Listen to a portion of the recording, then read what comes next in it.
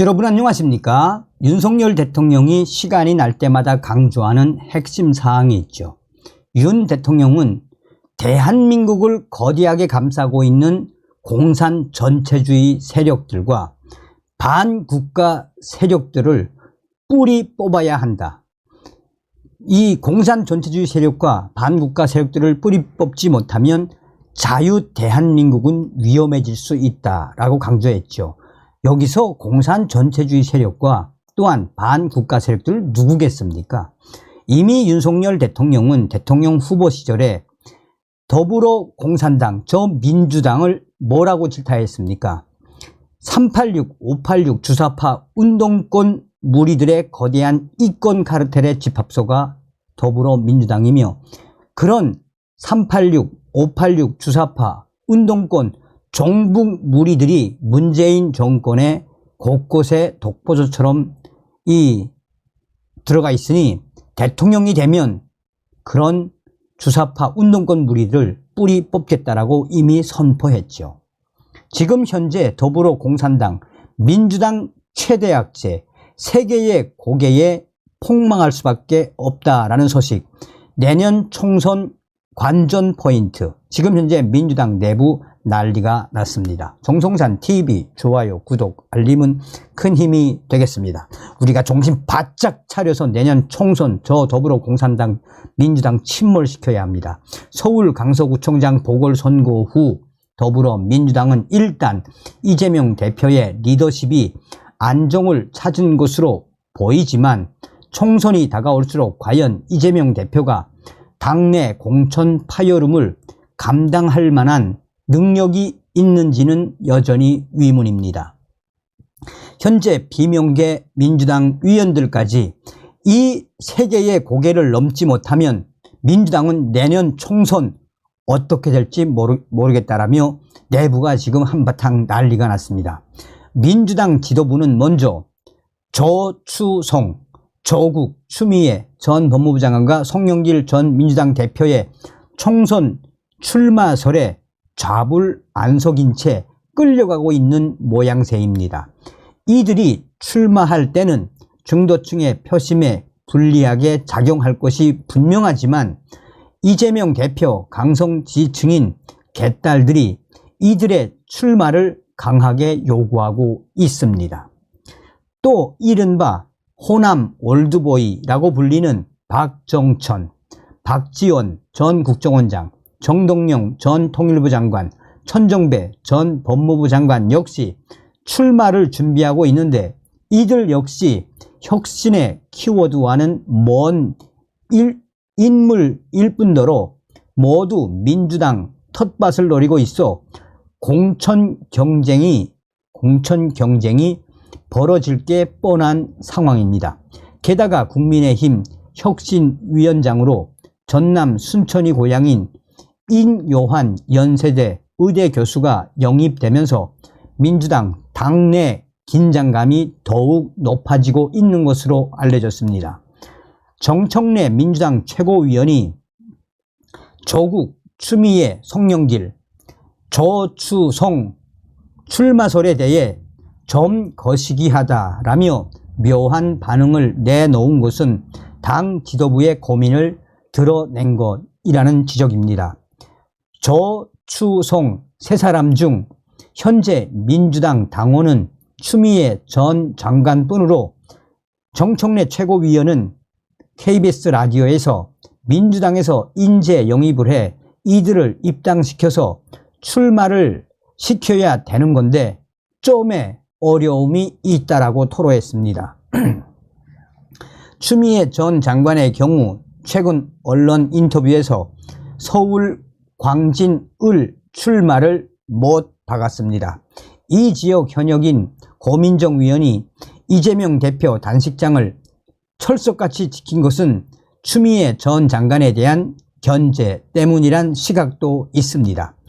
그 때문인지 최근에는 추미애 대구 출마설이 돌기도 하는데, 추 전 장관으로서도 같은 당 현역이 있는 이것을 고집하기에는 부담일 것이라는 관측입니다.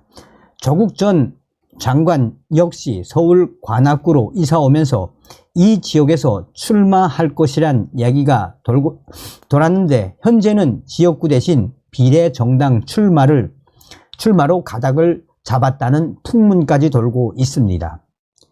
송영길 전 대표는 최근 서울 용산구로 이사했는데 최근 그가 민주당 대선 패배 책임을 문재인 정부 탓이란 발언을 한 것은 대선 당시 당대표였던 자신의 책임을 희석시켜 공천을 받아내려는 심산이라는 시각도 있습니다. 한 여권 관계자는 이재명 대표가 야당 대표직을 무기로 구속을 피해갔듯이 송영길 전 대표 역시 국회의원 배지로 자신의 사법 리스크를 어떻게든 회피해 보려고 할 수밖에 없다라고 말했습니다. 박지원 전 원장은 그동안 이재명 대표를 공개적으로 비호해 왔는데 정치권에서는 박지원 전 원장의 총선, 전남, 해남, 완도, 진도 출마를 위한 포석이란 분석도 있습니다. 또 천정배 전 법무부 장관, 광주, 서울, 정동영 전 통일부 장관, 전북, 전주, 병 장관도 지역구 출마 여부가 당내에서는 비상한 관심을 끌고 있습니다. 문제는 현재 국민의힘 하태경 의원을 필두로 영남권 중진의 수도권 출마 분위기를 몰아가며 인적 쇄신을 꾀하는 반면 민주당은 이들 중진들이 출마할 경우 당의 텃밭을 둘러싸고 공천 내분, 공천 전쟁이 벌어질 공산이 커진다는 데 있습니다.